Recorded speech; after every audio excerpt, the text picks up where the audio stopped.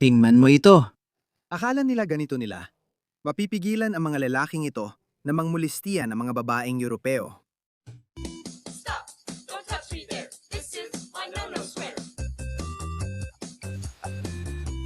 Stop! Don't touch me there! This is my no-no square! Tingnan mo yung lalaki. Tingnan mo yung malaking mama na yon. Sigurado akong hindi niya gusto to. Hindi siya natutuwa rito. Pero alam mo naman kung paano gumagana ang mga korporasyon. May utos na galing sa taas. At lahat sumusunod na lang. Sige mga tao, may magandang nangyari sa Europa. Bumoto ang European Parliament pabor sa pagsusulong ng mas mahigpit na legal na balangkas sa deportasyon ng ilegal na migrante. Sa madaling salita, sang-ayon na ngayon ang EU sa malawakang deportasyon. At ito ay naaprubahan na. Go. Sige. Sige.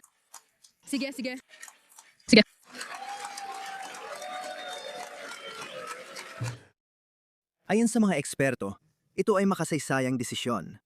Narito ang kaunti tungkol dyan. Noong Huwebes, inaprubahan ng European Parliament ang regulasyon sa pagpapabalik sa butong 300 at 89 laban sa 206 at 32 ang nag-abstain. Inendorso nila ang offshore return hubs sa labas ng 27 bansang EU bloc para ipadeport ang mga irregular na migrante na tinanggihan ng aplikasyon para sa asylum. Kaya, magsisimula na sila magpa-deport ng mga tao. Ang mga Syrian ang nasyonalidad na madalas na ugnay sa kaguluhan at krimeng sexual sa Germany at EU. Oo, may iba pa rin. Mga North African, Moroccan, Afghan. Siguro hindi masyado ang mga Pakistani, Libyan. Sa nakalipas na 10, 15 taon matindi ang naging parusa sa Europa dahil sa pagpapakita ng kaunting pagkatao. Hindi masaya ang mga Syrian dahil si Chancellor Morsi ay nakikipag-usap kay Ahmed al-Shara, ang leader na Al-Qaeda sa Syria. Hindi ko rin sinusuportahan ang suporta ni Trump sa kanila. Kaya si Chancellor Morsi ay talagang nakikipag-usap kay al-Shara, leader ng Syria. Tungkol sa mass deportation ng halos 80% ng mga Syrian, hindi masaya ang mga Syrian. Tingnan mo ito. Nagpoprotesta sila. Sabi nila ayaw nilang ma-deport at hindi uwi. Hindi ko talaga maintindihan. Nagtitiwala lang ako sa mga komento ng iba. Sa madaling sabi, sinasabi ng mga taong ito na walang makakapagpa-deport sa amin pabalik sa Syria. Ang ganda ng Syria, tingnan mo. Kumakaway pa sila ng mga bandila ng Syria, pero ayaw naman nilang pumunta sa Syria. May isa pang video na ipinakita ko ilang buwan na ang nakalipas, kung saan may Syria na nagtanong, bakit kami babalik sa Syria? Oo, gusto namin ng bagong Syria, pero dito may bayad kahit wala kaming ginagawa. May punto rin naman. Akala ng Europa na pantay-pantaying lahat, kaya walang problema. Pero ibang realidad. Bigyan kita ng ilang estadistika, ayos? Nang pinapasok ng Europa ang milyon-milyong migrante, nagkaroon ito ng hindi inaasahang epekto, lalo sa kababaihan, nasaksak ang mga lalaki at ginahasa ang mga babae. May ilang estadistika ako para sa'yo. Nagsimula ang lahat sa tinatawag na insidente sa Cologne noong 2015. Maramihang sexual na pag-atake noong bisperas ng bagong taon, daan-daang babaeng aliman, hindi pa nila ito naranasan. Para silang, marami sa kanila ang biktima ng maramihang sexual na pag-atake ng mga malibog na lalaking mula sa mga kultura ng ikatlong daigdig. Marami sa mga suspect ang natukoy ng mga bagong migrante. Kaya pagkatapos ng insidenteng yon, naisip nila na, baka pwede nating sanayin ang mga taong ito. Dahil may ilang nagsabi na, teka, hindi talaga nagtutugma ang mga kulturang ito. Nadadala kayo ng mga tao mula sa malibog at primitibong mga kultura ng ikatlong daigdig at pinakakawalan sila sa isang maunlad na lipunan gaya ng lipunang Europeo. Hindi ito magtatapos ng maayos. Sabi nila, racist ka, makitid ang isip mo. Sasanayin at nakausapin namin sila, magiging ayos ang lahat. Ito ang naisip nilang gawin. Panuorin ang video na ito. Hindi ko alam ang pinagmulan, basta isa sa mga bansang Europeo. Tingnan mo ito. Akala nila ganito nila. Mapipigilan ng mga malibog na lalaking ito na mangmolestiya ng mga babaeng Europeo. Stop! Don't touch me there! This is my no-no square! Stop! Don't touch me there! This is my no-no square! Tingnan mo yung lalaki. Tingnan mo yung malaking mama na yon. Sigurado akong hindi niya gusto to. Hindi siya masaya dito. Pero alam mo naman kung paano gumagana ang mga korporasyon. May utos mula sa taas, kaya lahat sumusunod. Gawin natin ulit. Don't touch me there! This is my no-no square! Ano ba to? Ganyan ba gagawin mo? Mapapakimbot ka sa harap ng malibog na Syrian o Afghan? Hindi uubra yan. Stop! Don't touch me there. This is my no-no square. Kailangan natin dito ng sayaw ni Trump. Kaya yun ang sinubukan nila. Pero pasensya na, gaya ng inaasahan, hindi rin nag-work. Kaya may ilang statistics ako para sa'yo. May buumulat noong 2022. Ito ang natuklasan nila. Sexual na pag-atake o panggagahasa. Mayroong 11,900 na mga suspect ng sexual na pag-atake noong 2022, 60% sa kanila, mga 7,000 at 100 ay mga mamamayang Aleman. Sa mga Aleman na yon, di natin alam kung ilan ang di Aleman ang pinagmulan. Pero isang tabi muna natin yon. Mga mamamayang hindi Aleman, 4,800. Yan ay mga 40%. Mga 4% lang ng populasyon ng Alemanya ang mga mamamayang hindi Aleman. At sila ay bumubuo ng humigit kumulang 40% ng lahat ng sexual na pag-atake at panggagahasa. Sino ang nangungunang mga salarin? Mga Syrian, 1,000 hanggang 1,000 at 100. Mga Syrian, Afghan, Iraqi, Turko, pati Romanian at Bulgarian ay bahagyang mas mataas ang representasyon kaysa sa inaasahan. Mga Europeo sila. Tingnan mo, Syrian, Afghan, Iraqi, Turko. 2,021 katulad na pattern. Mga Syrian, Afghan at Iraqi. 2,020.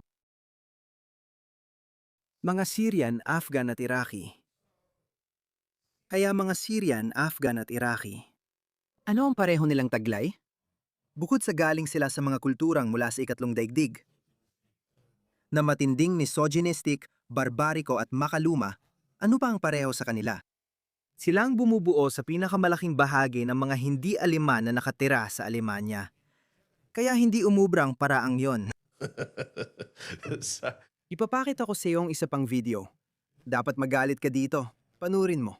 Si Naomi Siebert, isang Aleman, ay naghanap ng asylum sa Amerika dahil hindi na raw ligtas ang Alemanya para sa mga babae. Sabi ng lalaking Syrian, galit ako sa mga babaeng Aleman. Pati lalaki rin pero sarili kong usapin yon. Sige, kanya na yon. Sa totoo, galit siya sa mga babaeng at lalaking Aleman. Pero sarili niyang bagay yon, okay? Bukas ang isipan mo. Sarili kong usapin yan. Hindi ako ipinanganak para abusuhin. Nag-aaral ako ng psikolohiya. Oo, tingnan mo ang doktor na psikologo. Ano reaksyon ko? Bakit gusto kong pumatay? Diyos ko. Hindi ko ginagawa dahil hindi ito mabuti para sa akin. Kung makukulong ako. Sa edad na 30. Bro, mukha kang 48. Sinasabi niya na galit siya sa mga lalaking Aleman at mga babaeng Aleman, pero hindi niya sila papatayin dahil ayaw niya makulong sa edad na 30. Ganitong klase ng mga tao. Sa totoo lang, alam mo, marami akong maipapakitang ganitong mga video sa'yo. At hindi lang ito sa Alemanya, by the way. Ang batas na ito ay pinatutupad sa lahat ng EU member states. Oo, sa tingin ko may 27 EU member states o parang ganoon. Tingnan mo ito. Nangyari ito sa isang tren na Pranses. Mukha siyang Indiano-Pakistani. Hindi ko alam, pero malamang Indian. Ilegal na migrante pa rin. Tingnan mo ang lalaking ito. Mukha siyang taga-gitnang silangan. Babaeng Pranses. Qui était sur le côté et je voulais lui offrir une cigarette. Kaya maganda siya pero hindi ako naninigarilyo, hindi ako nagyoyose. Tingnan mo siya. Tingnan mo tong malibog na karpintero. Nagpapadala ng halik sa hangin. Kaya ayun, yun ang ginawa nila. Ganito ang nangyayari. Ibig kong sabihin, hindi ka naman talaga pwedeng magreklamo tungkol dito. Kapag nagdala ka ng milyong-milyong kabataang lalaking palaban at pinatira mo sila sa mga hotel gaya sa UK, kung saan nagkakaroon sila ng koneksyon, nag-uusap-usap sila, nababagot sila. Wala silang pera. Ano sa tingin mo ang mangyayari at gagawin nila? Ang biolohiya at pisyolohiya, wala silang pakialam sa moralidad mo. Bukod pa ron, galit na sila sa'yo at itinuturing nilang marumi ang mga babaeng kanluranin. Tama lang ang trato sa kanila. Magkakaroon na ng deportasyon gaya ng ICE sa EU. Yung mga kontra kay Trump dahil sa ICE, na yon magkakaroon na rin sila nito sa bansa nila. Lahat ay bumabalik sa kanila dahil hindi mahalagang panig ng politika. Mahalaga kung anong makakabuti sa tao. Pwede kang maglagay ng kahit anong pronoun sa bio mo. Pwede kang manghawak sa kahit anong matayog na ideal sa lansangan. Pwede kang dumalo sa kahit ilang anti-racist, anti-far right na protesta, o kung ano paman. Pero ang mahalaga pa rin ay kung ano ang makakabuti para sa mga tao. Wala sa makayan ang gagana sa huli kung ang ipinaglalaban mo o pinaninindigan mo ay talagang nakakasama sa karamihan ng lipunan. Ang hindi kontroladong malawakang imigrasyon ay hindi mabuti para kanino man.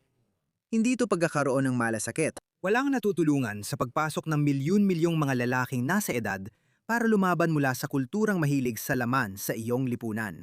Hindi ka nakakatulong sa kahit sino. Nakita na rin natin yan sa Espanya. Sobrang tumaas ang mga kaso ng panggagahasa. Ipinakita ko sa iyong video ilang araw na ang nakalipas kung saan sinabi ng politiko sa Espanya na tumaas ng 300% ang mga kaso ng panggagahasa sa nakaraang 5 taon mula nang maupo si Pedro Sanchez. Dahil piniyagan niya makapasok ang mga lalaking dumaan sa Morocco.